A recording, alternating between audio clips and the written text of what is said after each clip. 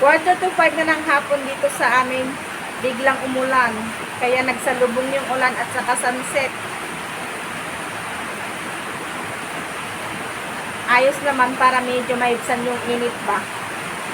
Kaya tenga muna ako dito. Magpapakain na sana ako ng mga pato kaso biglang umulan. Mamaya konti kapag medyo tumila na ang ulan, saka ako napapakainin yung mga pato.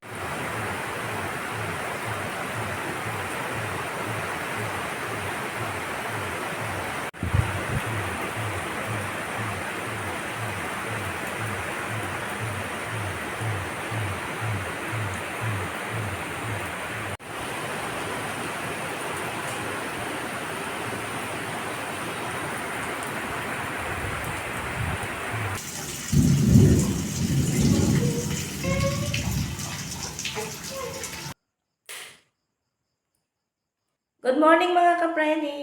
Bagong gising ang person, bagong hango sa higaan ba? Char! Madilim pa sa labas.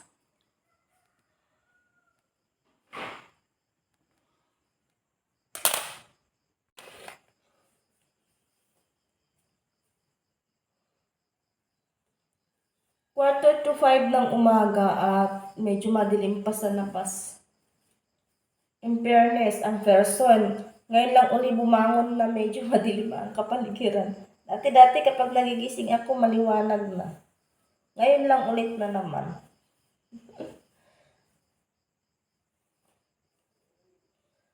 Or baka nagbabago na ang cycle ng araw.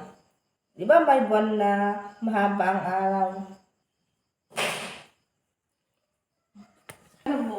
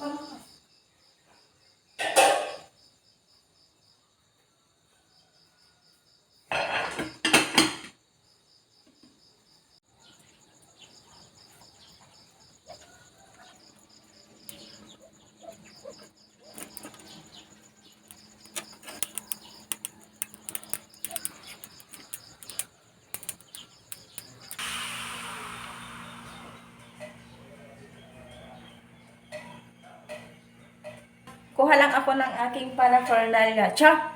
Aking gagamitin kasi nga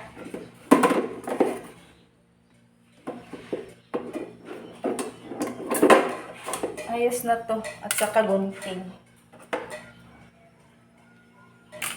Gagawa ako ng pagtatamnan ko ng papaya. Yung mga ganito oh, hahatiin ko siguro hanggang dito. Yan, ganyan. Ganyan kalaki. At saka ako na ililipat kapag medyo malaki na sila, ililipat ko sila doon sa kabilang lote. Kasi ngayon maliliit pa sila. Ang daming tumubo doon sa buto ng papaya na kinain namin. Sa dami nga nila kaya ililipat ko na sa ganito nga. Magkakat ako dito. Paulit-ulit. Yan. Habang ako ay nagpapalambot dyan ng buto ng beans, yung puti.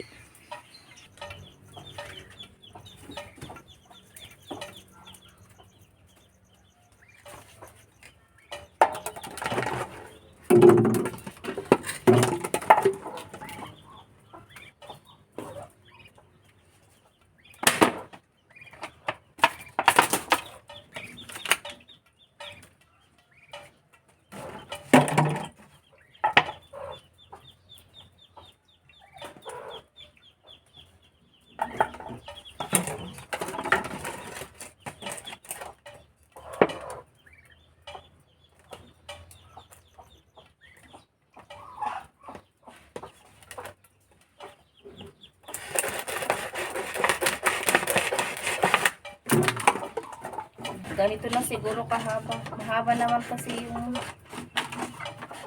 ugat ng papaya. Ayan. Saka ko bubutasan dito.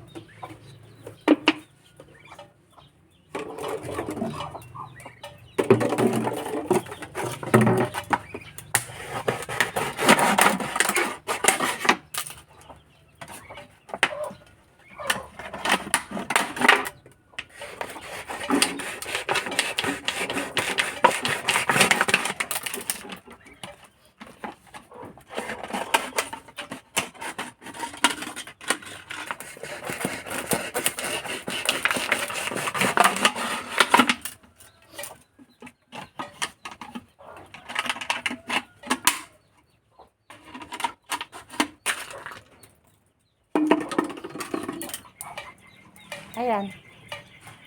4 lang muna ang lalagyan ko ng papaya. Ngayon, lalagyan ko naman ito ng, may mga butas na ito.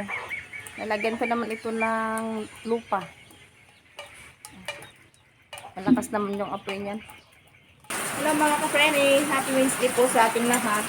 Maulang umaga ngayon dito sa amin. At habang hinihintay ko yung kasan na, basta yun, nandun. Hinihintay ko ma-spin yung aking ini-spin. Naglaba kasi ako ng mga puti ngayon. Puting t-shirt, gamit ng mga estudyante.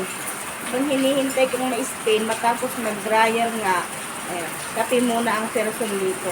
Sarap ng kape, lalo maulan. Kape tayo. Ayan. Patapos na siguro yung ini-spin ko. Okay.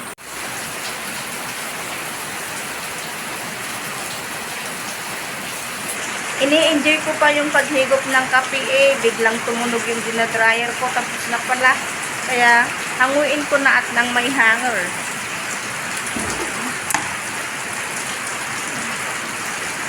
Pauwi namin, sinundo ko kasi yung aking anak dahil nakalimutan niya yung payong niya at malakas pa naman ng ulan. Kita ko itong mga halaman dito na hindi nauulanan kaya naman pinaglalabas ko muna itong dalawa. Medyo basa pa naman yung lupa ng mga ito kaya hindi ko na ilalabas. Diniligan ko na lang ng kaunti para dagdag basta sa lupa nila. Hanggang dito na lamang muna for today's video. Maraming salamat po sa mga nanonood ng aking mga uploads. Kita-kits sa susunod na video.